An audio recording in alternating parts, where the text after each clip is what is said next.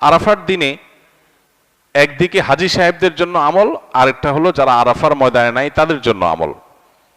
যারা হাজী সাহেবরা আরাফার ময়দানে অবস্থান করছেন তাদের জন্য ওই দিনের সবচেয়ে শ্রেষ্ঠ আমল হলো লা ইলাহা ইল্লাল্লাহু ওয়াহদাহু লা শারীকা লাহু লাহুল মুলকু ওয়া লাহুল হামদ ওয়া হুয়া আলা কুল্লি শাইইন কাদির। এটা মহব্বতের সাথে অর্থ বুঝে ধীরে ধীরে বারবার করে পড়তে থাকা, এটা হলো সবচেয়ে বেশি প্রয়োজনীয় কাজ। কেন? কারণ নবী করিম সাল্লাল্লাহু আলাইহি সাল্লাম বলেছেন যে খায়রুদ দুআয়ে দুআউ ইয়াউমি আরাফা, আরাফাত দিনের দোয়া হলো শ্রেষ্ঠ দোয়া। ওয়া খায়রু মা কুলতু আনা ওয়ান নাবিয়্যুনা মিন ক্বাবলি, নবীজি বলেছেন আমি আর আমার পূর্বের যত নবী রাসূল এসেছেন সবাই যত দোয়া আল্লাহর কাছে করেছে এর মধ্যে সবচেয়ে উত্তম হলো এটা, লা ইলাহা ইল্লাল্লাহু ওয়াহদাহু লা শারীকা লাহু লাহুল মুলকু ওয়া লাহুল হামদু ওয়া হুয়া আলা কুল্লি শাইইন কাদির। আল্লাহ ছাড়া সত্যিকারের কোনো মাবুদ নাই, লা ইলাহা ইল্লাল্লাহ ওয়াহদাহু লা শারীকা লাহু, তিনি একক এবং তার কোনো শরীক নাই। লাহুল মুলক ওয়া লাহুল হামদ, রাজত্ব এবং প্রশংসার অধিকারী একমাত্র তিনি। ওয়া হুয়া আলা কুল্লি শাইইন কাদির, তিনি সব কিছু করতে সক্ষম।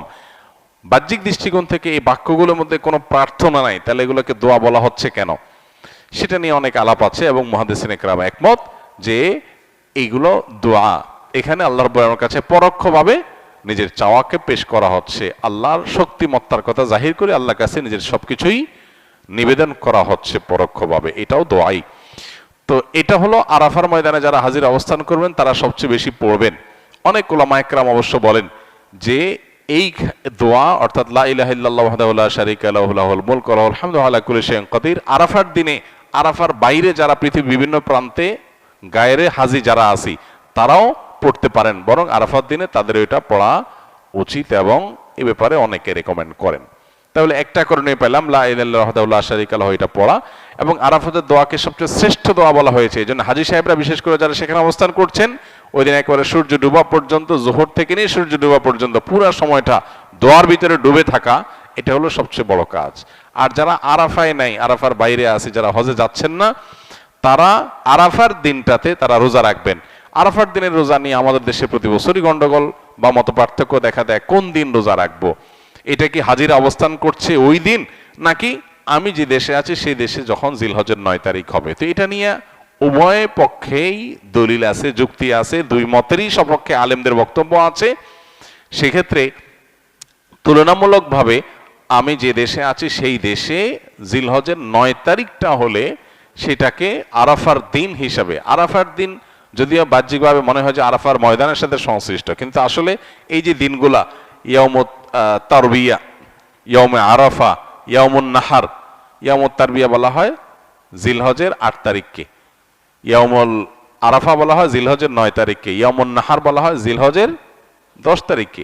এখন এই নামগুলো যদিও হাজিদের হজের সাথে রিলেটেড, কিন্তু হজের বাইরে যারা আছে তাদের জন্য আপনার ফিকহের কিতাবগুলোতে বিভিন্ন দ্বীনি কিতাব পুস্তকে ইয়াউমে তারবিয়া, ইয়াউমুন নাহার বলা হয়েছে। এর মানে এইটা না যে হাজিদের সাথে মিল করতে হবে, যে দেশে যেটা হবে সেটাই প্রযোজ্য হয়। তো সেই আলোকে ইয়াউমে আরাফা আপনি যেখানে অবস্থান করছেন সেখানকার 9 তারিখ হিসাব করে রোজা রাখতে পারেন। যদি আপনার কাছে বেশি মনে হয় যৌক্তিক যে না হাজিদের অবস্থানের সাথে মিল করে রাখাটা, যেহেতু নামের মধ্যেই ইয়াউমে আরাফা আছে, অতএব ওইটা আমি রাখবো, তো সেক্ষেত্রে আপনি সেটাও করতে পারেন, কোনো অসুবিধা নাই। কোন কোন রেওয়ায়েতের আলোকে জিলহজের প্রথম 9 দিনের প্রত্যেক দিন রোজা রাখা উচিত, কারণ মামিন আইয়ামিন আল আমালুস সালিহু ফিহিন্না আহাব্বু ইলাল্লাহ মিন হাযিহিল আইয়াম, বুখারীর হাদিস রয়েছে। এই দশকটাতে এমনি নেক আমল করা উচিত, অতএব নফল রোজা আপনি প্রথম সবগুলো দিন রাখতে পারেন, তাহলে আর কোনো ইখতিলাফের ঊর্ধ্বে এমনি উঠে গেলেন। অতএব আরাফার দিনে আরাফাতের বাইরে যারা আছেন তারা রোজা রাখবেন, আর আরাফাতে যারা আছেন তারা কি করবেন?